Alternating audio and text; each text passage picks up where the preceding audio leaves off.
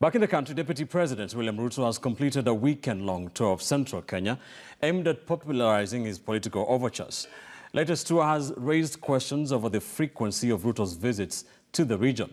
So what options does the pro-BBI bandwagon have in efforts to outfox the second-in-command's forays into the mountain region? KTN political reporter Moremi Mwangi interrogates. The beauty of a bride, they say, lies in the eyes of the groom. And in the political courtship, there is the pre-2022 charm offensive. The populous Mount Kenya region has been on the scramble among key presidential hopefuls.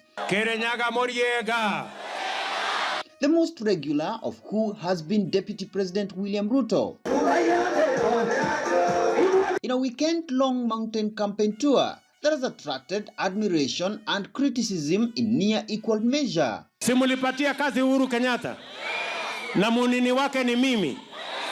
Sasa nikikuja hapa, nikuje niwaambie kazi ya barabara mahali imefika, kazi ya maji mahali imefika, kazi ya stima mahali imefika. Iko makosa? But what might have informed the second-in-command's frequency of the region's visit? And what options are his competitors under the now infamous Kieleweke grouping toying with to counter Rutto's forays?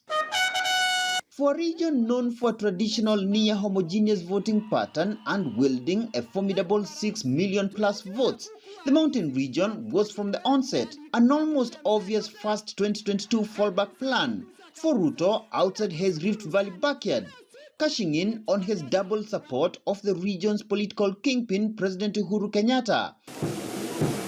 Yet having lately emerged as the likeliest frontline leader of any campaign against the Kenyatta-championed Building Bridges initiative, Mount Kenya has caught Rutto's attention as yet another recruitment field for dissent against the BBI, alongside his Rift Valley backyard. A state of affairs that saw key Mount Kenya leaders, including all governors and some would-be host legislators, skip the second-in-command's weekend tour. Welcome. The DP's busy mountain weekend schedule coming at a time when key proponents of the Kenyatta ceasefire deal with former Prime Minister Raila Odinga have been planning a series of visits to the region by the Luo Council of Elders to reciprocate a similar visit to Odinga's Bondo home by their Kikuyu counterparts.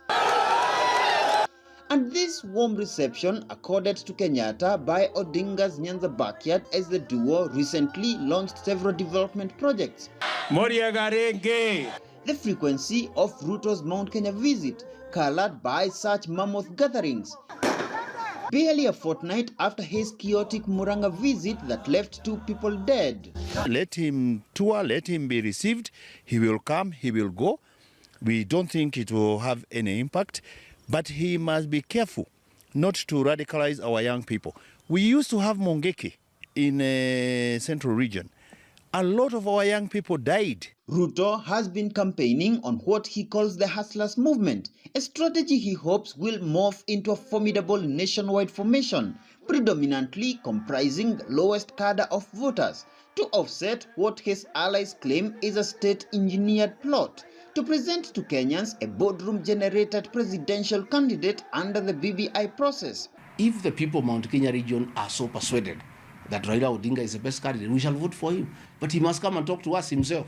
You can't sell him from far that you just sit in Nairobi and decide for us that Raila Odinga is our best candidate. No. While whipping his troops back to order is inevitable, the raging political climate and uncertainty certainly pose a major test for Kenyatta as he ponders his next move. Moremi Mwangi, KTN News in Nairobi.